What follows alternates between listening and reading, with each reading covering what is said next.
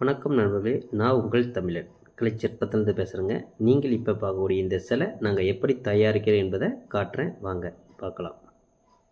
இப்போ பார்க்கக்கூடிய இந்த சிலை தான் முன்பு பார்த்த அந்த சிலையுடைய உள்பகுதி.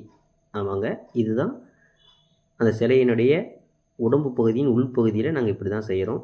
இதில் தான் டையில் மாவு தேய்ச்சி போட்டு பேப்பர் ஒட்டி குச்சிலாம் நாங்கள் இப்படி தான் வைக்கணும். இதுதான் வந்து ப்ராசஸிங்.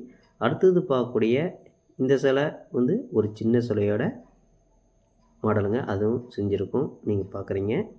அடுத்தது இது பார்க்குறது இது தலைப்பகுதி, பேக் அண்ட் ஃப்ரண்ட்டு.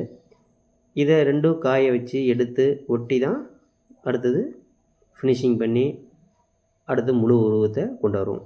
இப்போ நீங்கள் பார்க்கக்கூடிய இந்த சிலை எவ்வாறு தயாரிக்கிறோம் என்பதை நாங்கள் எப்படி செய்கிறேங்கிறத அடுத்த வீடியோவில் உங்களுக்கு ஸ்டெப் பை ஸ்டெப்பாக காட்டுறேன். நன்றி, வணக்கம்.